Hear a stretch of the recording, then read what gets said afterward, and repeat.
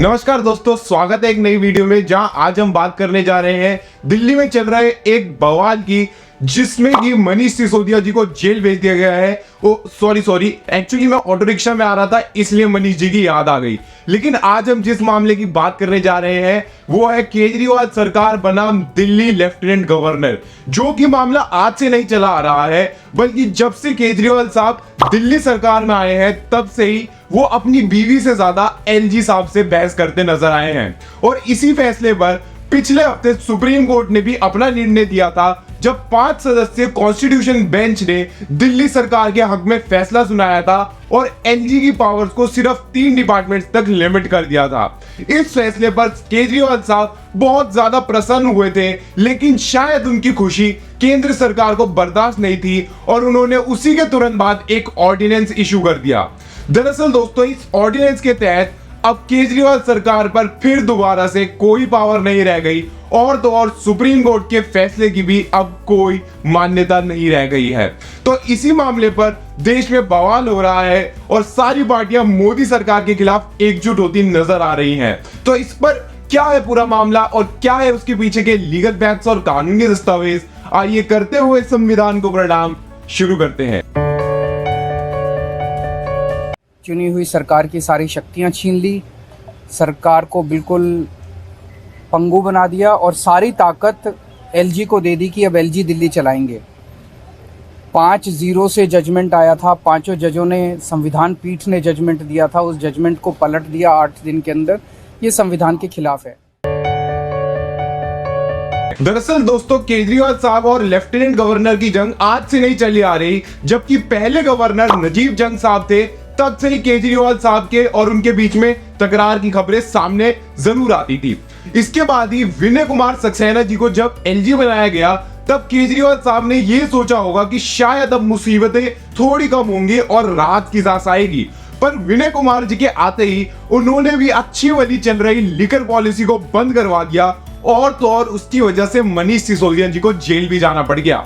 हालांकि दिल्ली सरकार और लेफ्टिनेंट गवर्नर की पावर को लिमिट करते हुए और स्पेसिफाई करने के लिए दिल्ली सरकार ने पिछले साल ही सुप्रीम कोर्ट में इसके खिलाफ याचिका दायर की थी, जिस पर अभी कुछ दिनों पहले ही सुप्रीम कोर्ट ने फैसला सुनाया था और दिल्ली सरकार को इसके लिए बहुत बड़ा इनाम दिया गया था।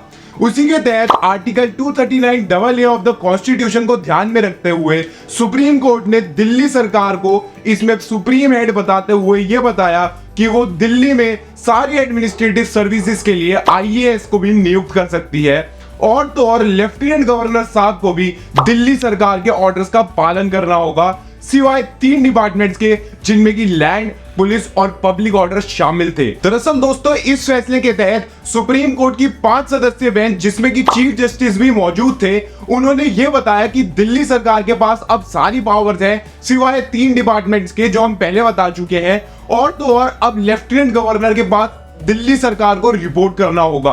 और उसी के तहत अब केजरीवाल साहब और उनकी टीम खुश होगी और फूली नहीं समा रही होगी, लेकिन इसी बीच केंद्रीय सरकार ने नया ऑर्डिनेंस पारित कर दिया और केजरीवाल साहब की खुशियों पर रोक लगा दी।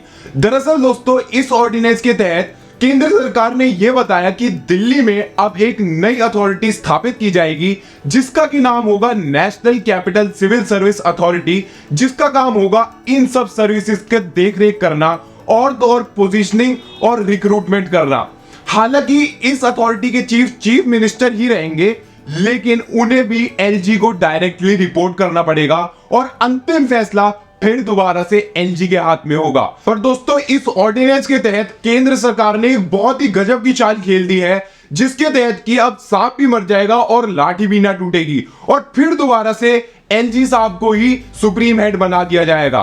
और इस ऑर्डिनेंस के तहत सुप्रीम कोर्ट भी इसमें कुछ ज्यादा दखल अंदाजी नहीं कर पाएगा, जो कि अभी हाल ही में छुट्टियों पर गया हुआ है। हालांकि जब से यह ऑर्डिनेंस पारित हुआ है तब से केजरीवाल साहब सबको एकजुट होने के लिए कह रहे हैं और मोदी सरकार के खिलाफ इकट्ठा होकर एक तरह से राजनीति में कुछ बदलाव लाना चाह रहे हैं। और इसी के तहत एक प्रेस कॉन्फ्रेंस में उन्हें इसे 2024 से पहले का सेमीफाइनल भी बता दिया है। तो ये एक तरह से 2024 का सेमीफाइनल होगा। फिर एक मैसेज चला जाएगा पूरे देश के अंदर, ये बिल अगर हार जाता है। हालांकि दोस्तों, सुप्रीम कोर्ट के फैसले को बदलना कोई आम बात नहीं है और सरकारें इसे हमेशा से करती आई हैं, जैसा कि हमने 1974 में केशवानंद भारती के केस में भी देखा था। पर क्या ये सब सही है और क्या सुप्रीम कोर्ट के फैसले को जल्दी से बदलना और उसके लिए कोई नया कानून लाना ये केंद्र सरकार सही कर रही है या फिर ये भी कोई ऑटोक्रेटिक रूल के तहत ही हो रहा है? आप इस पर अपनी राय जरूर कमेंट बॉक्स में दीजिएगा। तो दोस्तों, अंत में पूरे मामले की तफ्तीश करने के बाद बाल की खाल तो यही निकल के आती है कि ना सोच तू संविधान को छेड़ने की, ये संविधान देश का सारथी है। ना सोच तू संविधान को छेड़ने की, ये संविधान देश का सारथी है।